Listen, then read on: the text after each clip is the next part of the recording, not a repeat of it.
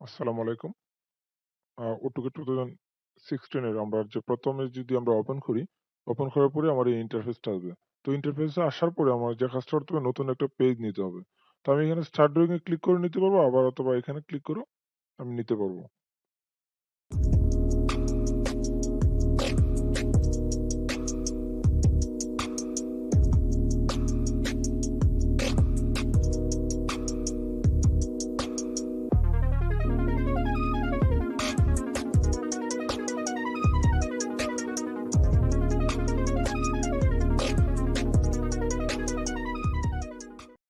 Clear? তারপর ১ম এ যে অপশনটা আসবে তা হলো যে আপনার একটা গ্রিড টাইপের একটা কিছু আসবে। তো আপনার গ্রিডটা যদি সরাতে চান তাহলে যেটা করতে হবে যে আপনার এখানে দেন একটা আ ডিসপ্লে গ্রিড। এটা ক্লিক করলেই আপনার গ্রিডটা চলে যাবে। অথবা কিবোর্ড থেকে আপনার F7 ল্যাপটপে যদি হয় অনেক সময় দেখবেন F7 এ চাপলে পরে অন্য কিছু আসবে। যেমন ধরুন আমি যদি আমার ল্যাপটপে F7 চাপি, তাহলে দেখেন যে কোনো কিছু আসতেছে না। তার মানে কি আমি আলাদা এক্সটার্নাল কিবোর্ড লাগানো আছে এজন্য ফাংশন কি কাজ করতেছে না। ওকে? আবার দেন F7 দিলাম, গ্রিড চলে আসছে। ওকে? তারপর যে কাজটা করতে হবে যে আমার এক্সিস যেটা বা অরিজিন আমরা যাই বলি না কেন এটা আমাদের ঠিক করতে হবে। তো এটা ঠিক করার জন্য আমরা এখানে right mouse, ECS icon, show ECS icon origin এটা উঠায় দিলে চলে যাবে। ক্লিয়ার? তারপর হলো কি যে আমরা কোন ডাইমেনশনে বা কিভাবে কাজ করব তার জন্য একটা পেজ সেটআপ করতে হবে। তো পেজ সেটআপ এর জন্য আমি একবারে সিম্পলি ভাবে আপনাদের দেখাচ্ছি যেটা। ১ম হলো যেটা আমাকে ইউনিট সেটআপ করতে হবে। তার জন্য কিবোর্ড থেকে আপনি UN enter, UN enter press করলে আপনার ইউনিট চলে আসবে।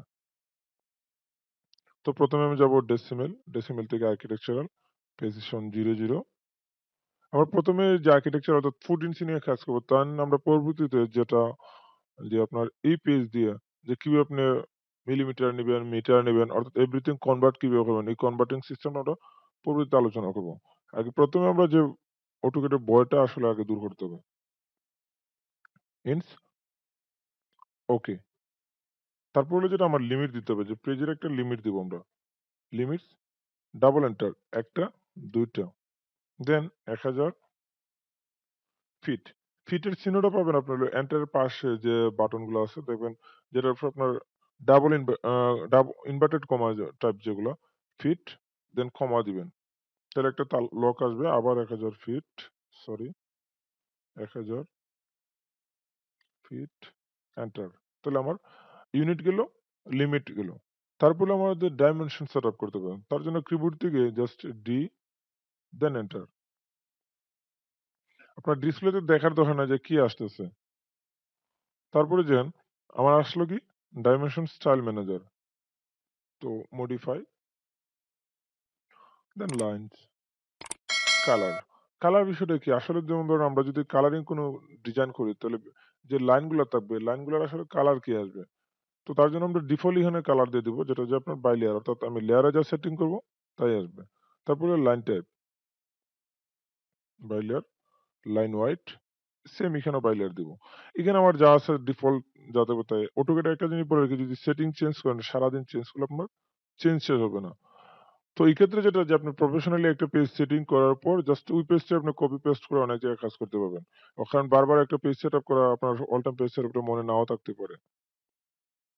সিম্বল এন্ড অ্যারো এখানে ক্লোজ ফিল দ্যাট মিনস মানে একটা অ্যারো টাইপ অর্থাৎ যে আমাদের অ্যারোটা ইউজ করবো এটা তীর চিহ্ন আসবে। এখানে আরো অনেকগুলো অ্যারো আমাদের আছে।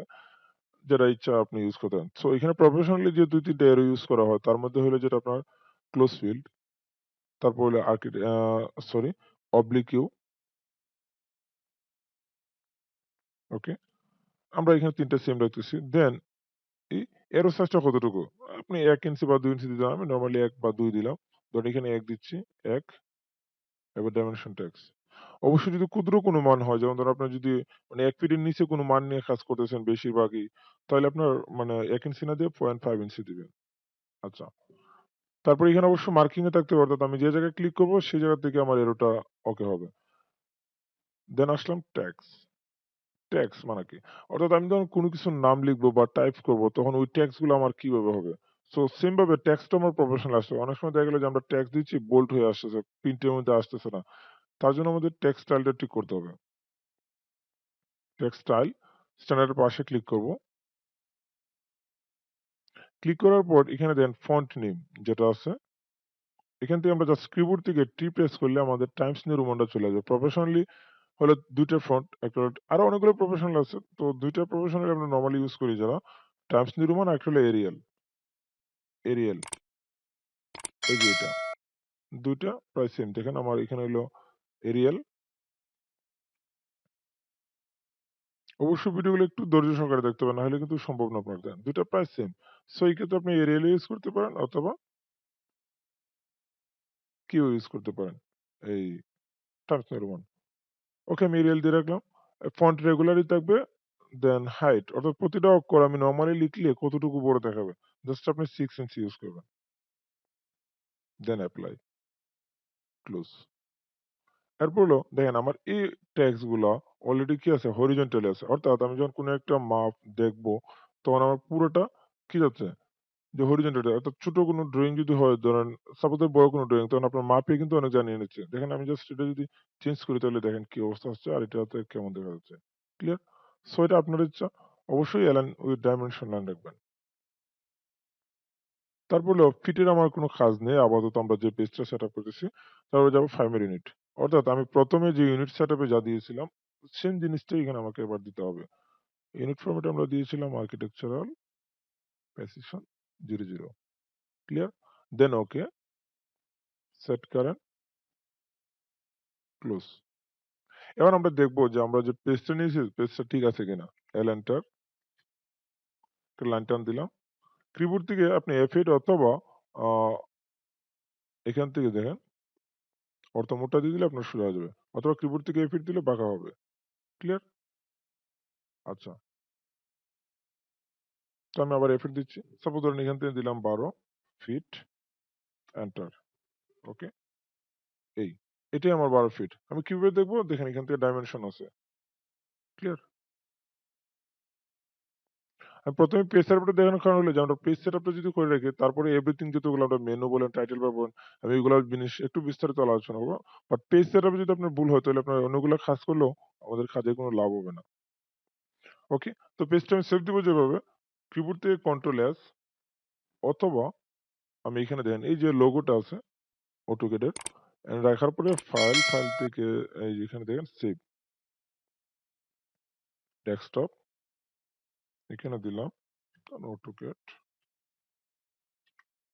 CAD online course. ক্লিয়ার?